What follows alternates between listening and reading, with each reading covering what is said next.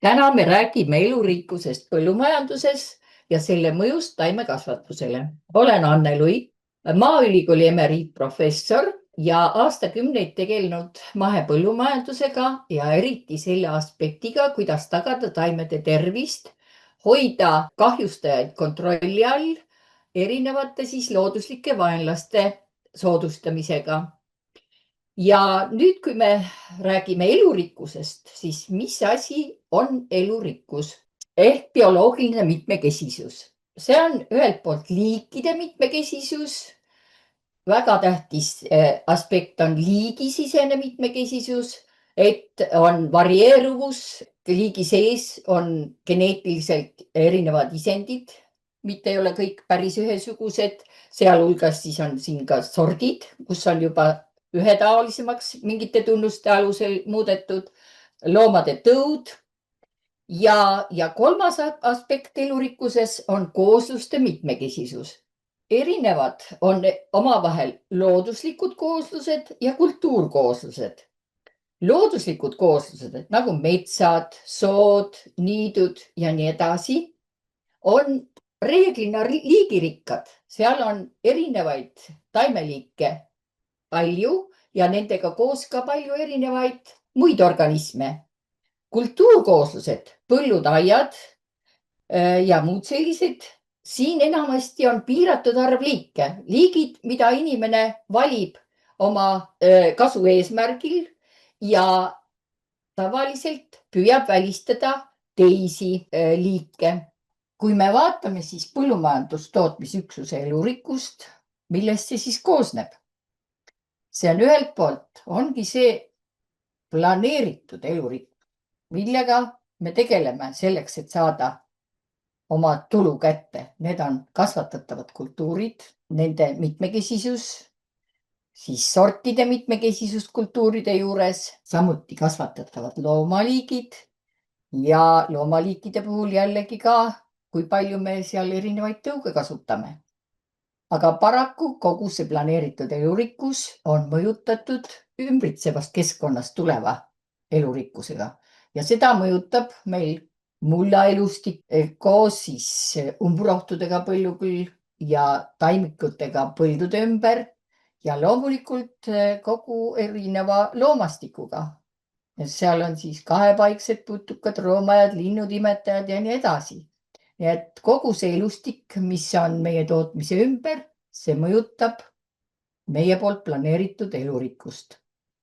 Aga selleks, et me paremini nagu aineringesse kohalikku ja tasakaalustatud aineringesse sobituksime, siis on vajalik, et me soodustaksime neid mõlemaid pooli.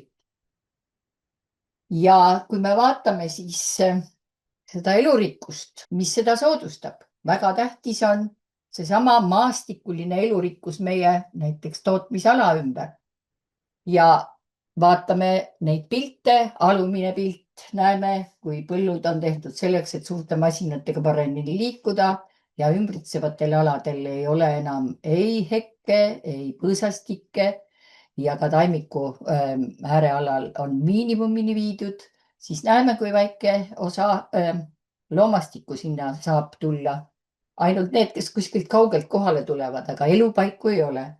Ja võrdleme seda siis ülemise pildiga, kus põldude ümber on meil hekid ja puud ja siin on ka äärealad, siis me näeme, kui suur on erinevus. Nii et siin on suuremad loomad, kellel on võimalus tulla küll kaugemalt, kes saavad ka pesitseda, aga samas on just see väiksemate loomade osakaal, kes on nagu putukad, mitmesugused siis imetajad, roomajad, kes ka kõik on meie tootmisele tähtsad, nende osatähtsus on palju suurem.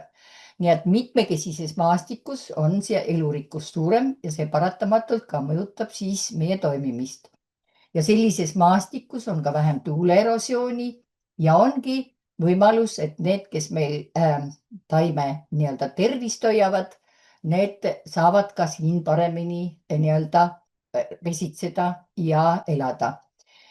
Ja mis on väga tähtis tänases päevas, on väga olulise äärealade mõju ka mullastikule, sest just nüüd Tartu Ülikooli mullaökoloogide uurimused on näidanud seda, et kui määrealad on mitmekesised, siis see mõjustab ka mulla elustiku talitluslikku mitmekesisust. Ja sellest räägime natuke nüüd hiljem, kui tähtis on see mulla elustiku mitmekesisus taimekasvatusele. Aga kui me vaatame äärealasid, kes siis sealt saavad liikuda põllu peale. Ja siin on kohe väga tähtis seltskond, kes meil mõjutab taimekahjureid, on nagu röövtoidulised putukad, ämblikud, roomajad kahepaiksed ja siin nagu seltskond pildi peal on esindatud, aga veel tähtsamad on niisugune väikem seltskond, kes toituvad õitel ja nüüd lähevad põllule otsima siis objekti, kuhu muneda oma munad, need on parasitoidid ja nende roll võib olla väga-väga suur ja tähtis just mitmekesise taimikuga äärealadel. Ja kui mitmekesised äärealad ulatavad 70% tootmisala ümber, siis tegelikult tagatakse nii kahjuritõrje kui tolmeldamine. Aga Eesti uuring näitab, et mahepõldudes ainult 16% on selliseid põlde ja kahjuks tootjatel on nii vähe reaalset tuge loodusest. See tähendab, me peaksime talitlema natuke teisiti selleks, et see looduse tugi oleks tugevam. Ja kui me nüüd vaatame erinevaid osasid siis oma ümbritsevast keskkonnast tulevast elurikkusest. See muld on ju meile nii-öelda tootmises võtmeküsimus ja mullaviljakus, see sõltub orgaanilise aine sisaldusest ja seal on väga tähtsad siis makroorganismid, hoogannalised, vihmaussid, ümarussid, lestad, kes viivad siis selle nii-öelda suuremamahulise orgaanilise aine esmase lagundamise läbi. Ja järgmisena on väga tähtsad selle nii-öelda lõppfaasis on mikroorganismid, kelleks on siis bakterid, seened, veetikad, ainuraksed ja neid on väga palju, kui see muld on meil tõesti orgaanika rikas ja eriti on näha mullauuringutest, et kui need mullad on tõesti orgaanikarikkad ja niisugused vanemad ja hästi toimivad mullad, siis just see mulla mikroseente mitmekesisus on seal suur. Ja elurikkusest nagu sõltubki see mulla nii-öelda bioloogiline aktiivsus, mis siis määrab nii viljakuse kui ka mulla tervise, sest selle kaudu määratakse, kuidas siis muld toimib. Ja see orgaanikasisaldus ongi nagu jällegi määrav selleks, et see elustik oleks mitmekesine ja aktiivne. Ja mis siis selleks teha? Tähtis on ju see, et muld oleks taimkatte all, sest kui me vaatame looduses, loodus ju kogu aeg katab mulla taimikuga ja see hoiab ja soodustab seda mullatekke protsessi. Ja samas me peame nagu kahandame jällegi igasugust nagu mulla häiringut, sest igasuguse mulla töötlemisega me jällegi orgaanikat nagu lagundame, vähendame mulla huumuse sisaldust, nii et siin tuleb väga niisugune tasakaalukas ja see mõjutab jällegi ka mulla elustikku ja selle mitmekesisust ja talitlust. Ja selleks, et orgaanika sisaldus ja sellega seoses ka siis elustik seal mullas oleks mitmekesine, on väga tähtis see tasakaalus mitmekesine liblikõielisi heintaimi sisaldav külvikord. Ja miks see liblikõieline on siin väga tähtis? Sest liblikõieline heintaim, näiteks ristik, ta on siis sügava juurestikuga, tema juurestik toob taime toitaineid sügavamatest kihtides, juurestik annab suure hulga orgaanilist ainet ja samas juuremügarad seovad õhulämmastikku, mis ei ole muidu kuidagi nii-öelda mahetootmises nii kergesti kuskilt ju kättesaadav. Ja mida mitmekesisem see külvikord on, seda mitmekesisemalt on ka erinevaid organisme tegelikult, sest iga kultuuriga on seotud oma organismide seltskond. Nii et jällegi see on elurikkuse ja orgaanika, nii-öelda mulla orgaanika sisalduse tõstmise üks oluline võti.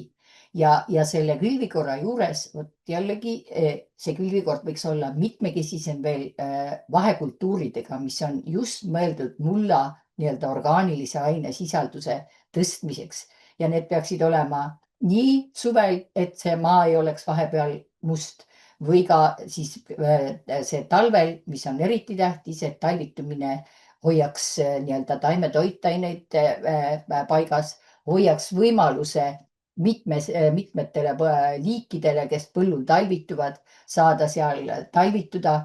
Näiteks jällegi mämblikud, röövtoidulised annab võimaluse seal eksisteerida. Ja see vahekultuur muldaviidi, et see rikastab jällegi orgaanilise ainega, nii et see on oluline osa külvikorras. Ja samuti on väga tähtis orgaanilise aine sisalduse tõstmise võimalus kompostide, erinevate kompostide kasutamine. Oma tootmises me peaksime ka igasuguse orgaanilisme jäätme tegelikult kompostima ja hiljem kasutama siis muldaviiduna, sest selles kompostina muldaviiduna see rikastab mulla mikroobide koostist ja aktiveerib mulla mikroobide elu. Ja kõik orgaanilised muldsid on jällegi ka võimalus selleks, et me jätame nad maapinnale lagunema. See suurendab siis mulla pinnal olevate organismide nii-öelda võimalusi areneda, kasvada ja sellest me mõned slaidid hiljem vaatame ka pildid, missuguseid muldse võib kasutada, mis kasu nendel on. Nii et seal on ka mitmekesine kasu nii elustiku kui ka ütleme taime tervise aspektis. Kui nüüd vaadata mulla elustiku toimimist, siis seesama, kui muld on orgaanilise ainerikas ja ta on bioloogiliselt aktiivne, siis toimubki taimetoitainete vabanemine hästi. Mulla struktuur muutub ja taimekasv aktiveerub ja see on eelkõige vajalik siis selleks, et meil lõpuks saame ka siis selle saagi, milleks me siis oma planeeritud elurikkuses oleme erinevad kultuurid kasvama pannud. Ja kui nüüd vaadata mitmekesiseid katseid, mis on tehtud nii köögiviljanduses välismaal, kui meil ainult kahjuks pikaajalised katsed on olnud siin põllukultuuridega, põldkatse, mis on nüüd kestnud ka juba 3. rotatsiooni, kus on siis ristik, oderristiku allakülviga, ristik, talinisu, hernes ja kartul külvikorras.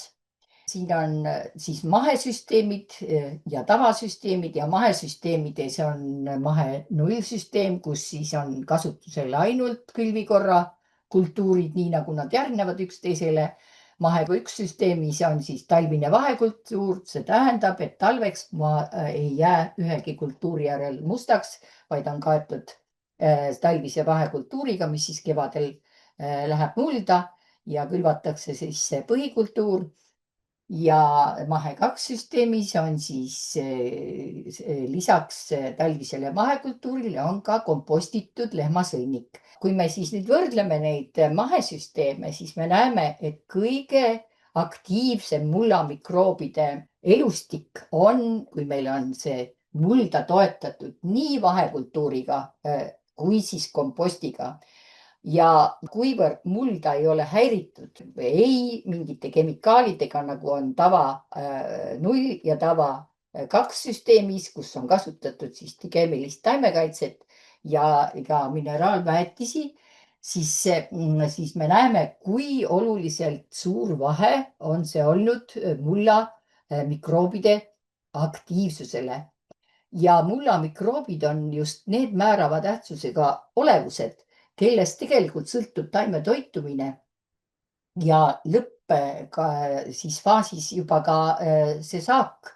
Ja nii nagu selles katses on väga edukalt välja tulnud, et siin on igasugune elurikkus, nii makroorganismid on olnud mullas mitmekesisemad, vihmausse on rohkem, erinevaid hoogannalisi rohkem ja mikroobide mitmekesisus ja aktiivsus on tunduvalt kõrgem. Ja need mullad on andnud siis ka parema saagikuse sellisel juhul, kui on just mõlemad nii vahekultuurid kui kompost on olnud kasutusel ja saagitase on muutunud, struktuur on muutunud ja mis on väga tähtis, need mullad on olnud vastupidavamad rasketele kasvutingimustele.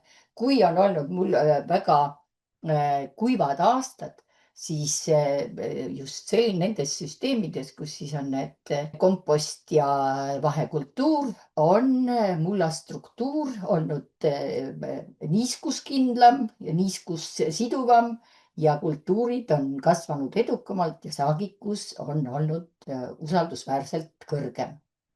Nii, ja selline muld, mis on siis aktiivne, siis teistpidi on temas lisaks sellele, et ta taimede toitumist parandab, siis seal on ka mitmekesisem muude mikroorganismide elustik. Ja ongi välja tulnud uurimustes, et muldades, kus on rohkem orgaanilist ainet, seal hukatakse rohkem taimekahjustajaid, nii haigustekitajaid kui ka siis taimekahjureid, sest teataval eluperioodil on nad mullas ja alluvad siis nendele mõjuritele. Meil oli ka siin projekt, kus uurisime erinevate muldade mõju mardikate vastsete suremustele ja selgus, et sellises intensiivmullas, kus on tõepoolest orgaanikat ka vähe, need katsed tehti Helsingi ülikoolis, seal suri ainult 5%, sellepärast et looduslikke vaenlasi praktiliselt enam ei eksisteerinud nende jaoks. Aga mahemullas 85% hukkus vastsetes ja seal oli väga erinevaid põhjusi, miks nad hukkusid. Seal olid olemas nii haigustekitajate poolt hukkamised kui ka mullas olid röövnematoodid, kes siis hukkasid need vastsed. Nii et jällegi, kui muld on elav, orgaanikarikas, siis toimib ta mitmel viisil. Toetab taimekasvu, hävitab taimekahjustajaid.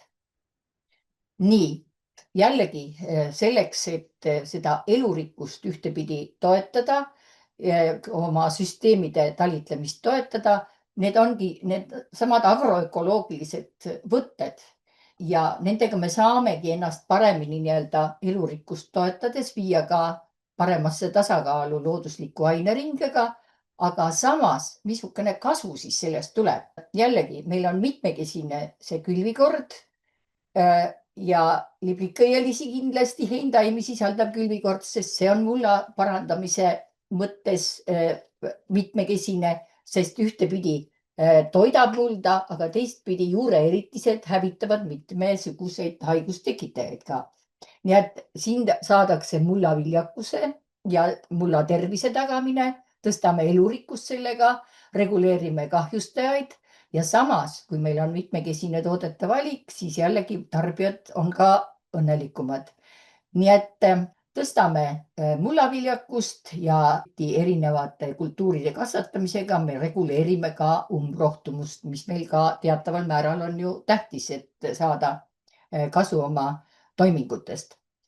Ja nüüd selline võte, nagu on sortide mitmekesisus, selle suurendamine.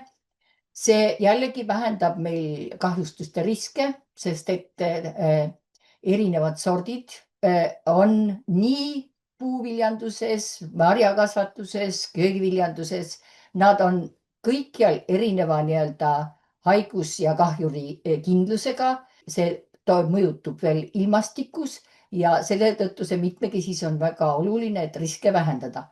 Samuti näiteks segakultuurides kasvatamine annab meile võimaluse, et me hajutame ühelt poolt neid olevusi, kes tulevad taimede lõhna peale kohale ja tahavad taime süüa, aga teisalt pakume elupaika nendele, kes siis võivad neid kahjustajaid reguleerida, nii et see jällegi vähendab meil riske.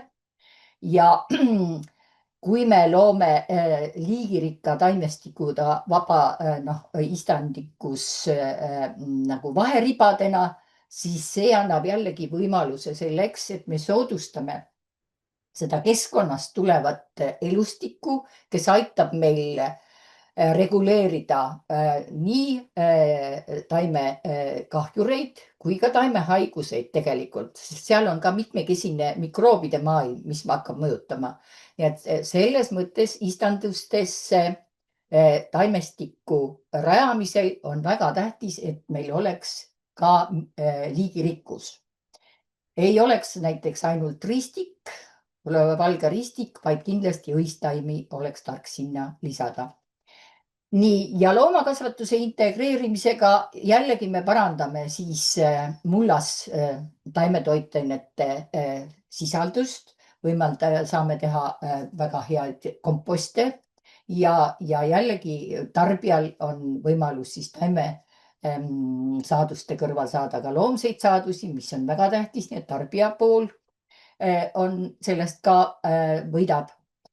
Igasugune mullahäiringute minimeerimine, mis on jällegi agroökoloogiliselt väga tähtis, kompostide ja multside kasutamine, need on võimalused selleks, et me soodustame mulla elustikku ja parandame ka mulla struktuuri. Nii et need on need võimalused, millest tuleb meile tegelikult suur kasu. Ühtepidi on see elustiku soodustamine, teistpidi on meie tulemuse soodustamine. Ja kui me nüüd vaatame nüüd erinevate multside kasutamist, multse võib olla erinevaid, mida me saame, aga orgaaniline mults, see on ühtepidi igal juhul väga hea. Ja kui ta katab meil siin kuni 10 sentimeetrit ümber taime või taimerea, siis siin ta teeb mitmesugust rolli. Selleks me võime kasutada ka näiteks selleks multsiks ka näiteks vahekultuure. Nii et vahekultuurid jäävad maha niidetuna või ka rullituna ja sinna sisse juba võime ka istutada või külvata. Ja mis kasu siis sellest multsist on? Ühtepidi see mults isoleerib nagu küll mullapinna, aga siia, kui nüüd tuleb näiteks temaga seotud noorel taimel, nagu siin on need kaalikataimed, tuleb sinna kaalikakärbes ja muneb sinna multsi pinnale, siis läbi selle multsi ei jõua need vassed tungida kaalika juurtesse. Nii et hoiab ära kahjustuse, nii et ta reguleerib, ütleme, võimalike kahjustajate käitumist. Ta hoiab mullaniiskust, mis on väga oluline.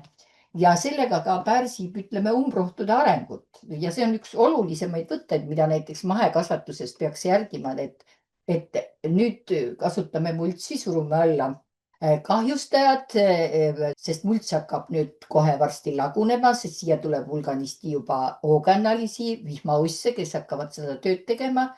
Ja see muld hakkab rikastuma orgaanilise ainega, mis jällegi siis parandab mulla elustiku toimimist. Nii et erinevad võimalused tuleks siin kasutada ja ka näiteks istanduses, kui on siis maha niidetud see vaheriba, mida on kasutatud siis lihtsalt soodustamiseks, et oleks mitmekesine see ja võimaluse andmiseks, et tuleks erinevaid tolmeldajaid ja taimekahjurite looduslikke vaenlasi, siis see võidakse jätta ja peaks jätma kindlasti siis lagunema multsina sinna ridade vahele, sellepärast et sealt tuleb jällegi nii mullale kui ka siis mulla elustikule väga suur tugi. Nii et see orgaanilise ainega rikastamine multside kaudu on üks väga hea võte. Edasi võiksime mõelda selle peale, kui me nüüd erinevaid kultuure kasvatame, siis on väga oluline näiteks, et me kasutame segakultuure, sest ühtepidi me sellega vähendame neid taimekahjustajate kogunemist, kuna erinevad lõhnapahmakud, mis tulevad ja meelitavad neid kohale, on väiksemad ja on rohkem pärsitud. Aga samas selle mitmekesise kultuuride valikuga on soodustatud teatavad taimekahjustajate looduslikud vaenlased. Ja ütleme allakülve näiteks võib teha nii köögiviljakultuuridele, kui tehakse väga palju ju põllukultuuridele ja siin meil ongi joonisel näha, kui on kaer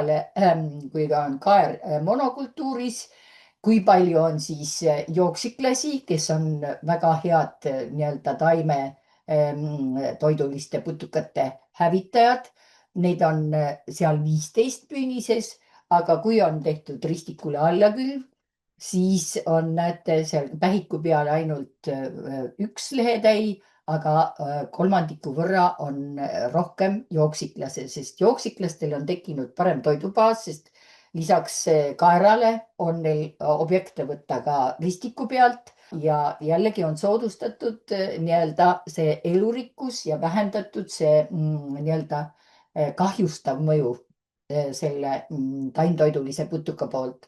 Ja siin kõrval joonisel näeme, kui on köögiviljas.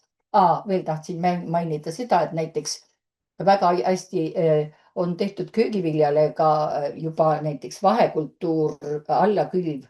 Enne kui see on koristatud, näiteks väga ilus pilt on olnud, mida ma olen näinud Itaalias ja Inglismaal, kui on tehtud kõrvitsapõllule, on tehtud allakülv ja enne kui kõrvits on koristatud ja nüüd on ka jällegi, et kõrvitsa koristusjäägid, aga allakülv on, siin saab elustikule on võimalus eksisteerida ja muld ei jää nii-öelda mustaks. Ja kui me vaatame nüüd siin segakultuuri, siis segakultuuri poole pealt näiteks porgand ja aetuba on väga soovitatav ribadena, nii-öelda vahelduvate ribadena kasvatatav, sellepärast et aetuba pärsib porgandikahjurite kogunemist ja ühtlepidi aetoa all väga meelsasti pesitsevad jooksiklased, kuna seal on niiskustingimused kõrgemad ja kui tulebki see porgandikärbes ja mõne porgandi juure kaela, siis jooksiklane on väga varmalt seal kohal ja püüab selle porgandikärbse nahka või munad nahka pista.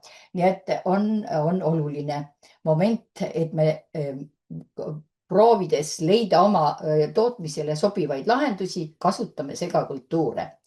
Ja muidugi, mis on kindel ja väga oluline asi, mida juba on eelpool rõhutatud, on seesama asi nii köögiviljanduses, põllutaimekasvatuses kui puuviljakasvatuses ja marjakasvatuses ikkagi see sordiline mitmekesisus. Sellepärast, et erinevad sordid on väga erineva kahjustuse riskiga, kui tingimused on nagu varieeruvad ja soodustavad ühel ajal ühe või teise haiguse või kahjuri levikut, siis sordid on neile nagu siin, nagu me näeme ka, on nii haigus, see on küll viljakultuuril nisul, aga me näeme, et neid tõesti erinevalt kahjustatakse ja riski hajutamiseks on see mitmekesisus tähtis.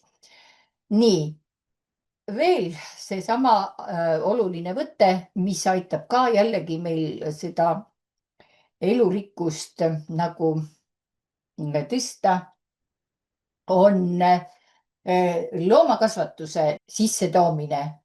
Ja loomakasvatus, see soodustab mitmel viisil, sellepärast, et esiteks esimene asi on sõnnikukompost muidugi, nagu meil oli seal juba väga ilus näide, oli selles meie põldkatses, kus oli näha, kui sõnnikukomposti kasutati, kui palju muutus näiteks mulla mikroobide aktiivsus.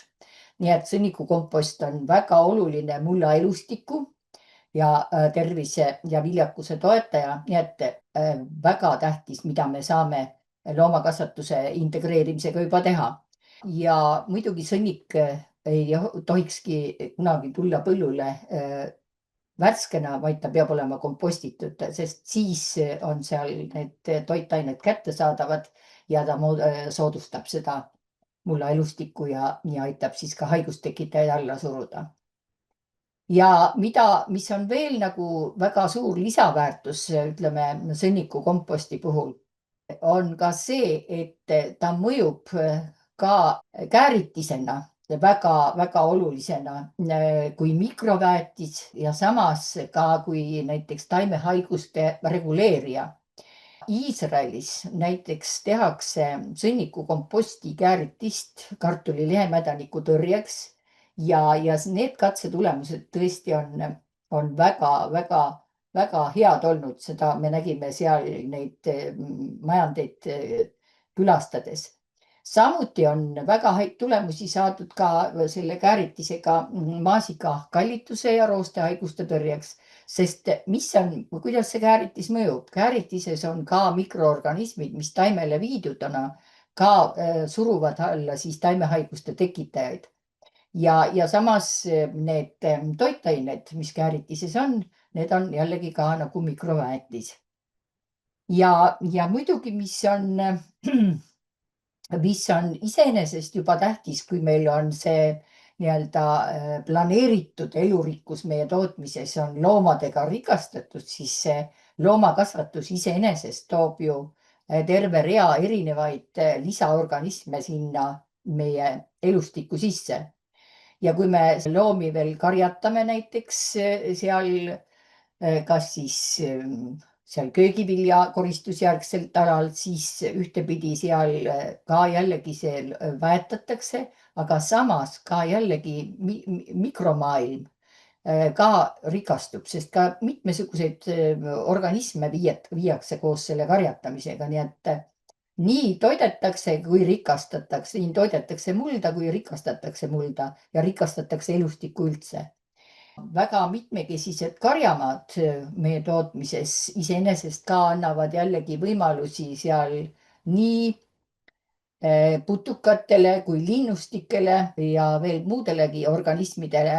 Nii et see jällegi ka soodustab seda elurikkust meie tootmises ja suurendab nii putukate mitmekesisust kui ka siis putukatest juba toituvate teiste organismide nii-öelda toiduahela järgmiste lülide mitmekesisust.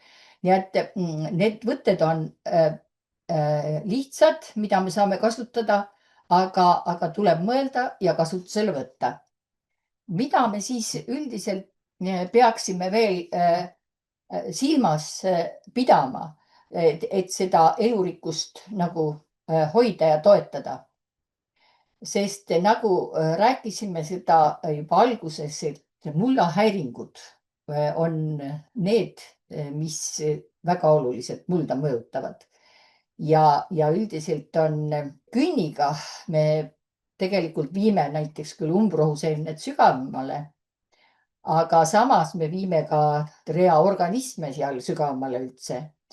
Ja äästamisega me hävitame umbrohte, aga hävitame samaaegselt ka näiteks õrnakehalisi putukaid. Ikkagi hävitame ka siis nende mõlemate võtete puhul selles maapinna pindmises kihis ja ka maapinnal liikuvaid nii-öelda kasureid, kes on meile nii mullaviljakuse kui ka siis ütleme kahjustajate reguleerimisel tähtsad.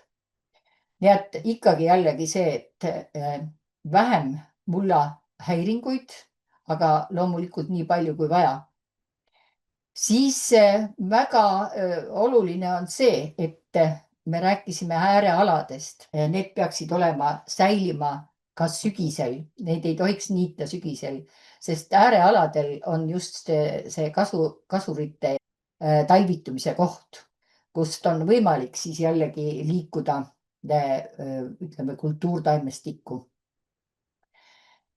Ja niitmisel peaksime üldse näiteks tootmisalal niitmisel peaksime arvestama seda, et me niidame keskelt lahku, et siis saavad loomad liikuda väljaäärtele. Näiteks kui me kasutame ka näiteks vahekultuure ja vahekultuuridel on ka näiteks kasulik, et suvine vahekultuur, kuhu meile on külvatud lisaks juurde ka õistaimi selleks, et soodustada just näiteks tolmeldajaid ja õitel toituvaid parasitoide, siis on ka kasulik, et me seda vahekultuuri ei niidaks korraga maha, vaid niidaksime osadena, sest siis on jällegi ka võimalik see, et liigutakse ühelt osalt teisele ja ei saada hukka selle niitmisega käigus. Veel peaks arvestama seda, et istandikes niita ei tohiks peamise õitsemise ajal ja nagu me juba varem seal mainisime, istandikes on väga tähtis, et oleks väga mitmekesine see taimik, sest see soodustab seda võimalikku seltskonda, kes saab käia puudel, põõsastel, taimedel üldse ja vaadata küll parasiteerida või siis ka röövtoidulisena nahka pista kedagi. kindlasti muidugi on tähtis, et seal oleks ka mulda toitvad taimed, nagu on valge ristik, aga sellest valgest ristikust üksi näiteks tolmeldajate ja kõige jaoks ei piisa. Nii, ja kindlasti jällegi ka istandikes mitte niita seda kogu ala korraga, vaid jällegi oleks kasulik näiteks maasika kasvatusel on väga selgelt välja tulnud, et maasikareavahede niitmisel ka, kui korraga niita, siis niidetakse maha kõik, kes on olnud seal taimede peal ja ei ole võimalik enam kellelegi liikuda seal. Ongi põhiliselt taimtoidulised elukad tulevad siis maasika peale, aga näiteks mitmetoiduline, kes võiks olla vahepeal siis seal rea vahel või ka siis seal mingisugune kasur, kes toitub seal õitseval taimel, et ta saaks kolida ühelt rea vahelt teisele õistaimele, siis me niidame korraga maha. Ja arvestama peabki, et kui me niidame maha siis sisuliselt seal istandikes, et see niidus jääks ikkagi ka multsina sinna rea vahesse maha, sest seal lagunedes ta soodustab meil kõigepealt siis mulla paranemist ja soodustab üldse elurikkust mullas ja maa peal väga hästi. Nii et näiteks Põhja-Itaalias, kus ka niidetakse, kasvatatakse, on mitmekesine taimik ja seal on kindlasti siis lämmastikku fikseerivad liigid sees, aga on õistaimi lisatud ja 10 aasta jooksul seal mulla orgaanilise aine sisaldus tegelikult kahekordistus. No muidugi see jällegi sõltub ka mulla tüübist, et nii kiire nagu see kordistumine toimus, aga niidetakse seal ka ainult üks kord hooaja jooksul ja see niidus jääb multsina sinna ning kasu on olnud sellest väga suur. Nii et tasub väga mõelda selle üle ja katsetada ja leida parim nii-öelda segu, sest tuleb alati mõelda, et segud sõltuvad ja nende kasvu intensiivsus ja kiirus sõltub sellest, missugune on see mulla tüüp seal paikkonnas. Aga selle peale tuleks mõelda ja katsetada ja leida parim lahendus. Ja muidugi siin veel näide selle kohta, mis siis juhtub, kui me mulda pöörame, kas sügavale nii-öelda adraga või siis teeme pindmist, minimeeritud harimist. Siin on näide siis küll rapsipõllust, aga sisuliselt sama lugu on mulla harimisel ükskõik mis tüüpi põllu puhul, sest nii või teisiti need, kes maapinnal liiguvad, nagu siin on ämblikud ja ämblikud ongi üks väga vägev vägi, kes on põldude äärealadelt, liigub põllu peale ja seostub ka erineva mitmeliigilise taimikuga. Nii et need on väga olulised, et nad meil oleksid nii põllul kui aias olemas. Siis lühitiiblased, kes on ka väga olulised nii mullatekkes kui taimekahjurite hävitajatena ja samuti jooksiklased. Nii et need kõik on minimeeritud harimise puhul on nad rohkem soodustatud ja künni puhul on nende elu rohkem häiritud. Ja muidugi üks väga tähtis mitmekesisuse osa on meil taimekasvatuses kindlasti meie nii-öelda planeeritud elurikkuse mõjutajana on umbrohud. Ja umbrohutudel on väga suur roll tegelikult meil kooslustes. Kui me vaatame näiteks meie tavalisi näiteks umbrohuliike, vesihein, temaga on seotud näiteks 71 putukaliiki, põldsinepiga 37 putukaliiki, kesalillega 32 putukaliiki.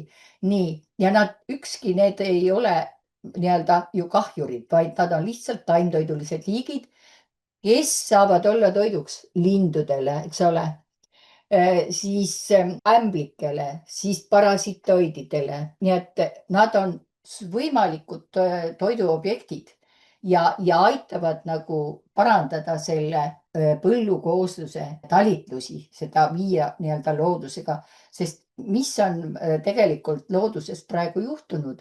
Põllulindude osakaal on tunduvalt vähenenud ja see on nii Euroopas kui Eestis väga suur kahanemine ja see on just seotud sellega, et see taimiku mitmekesisus on tagasihoidlik.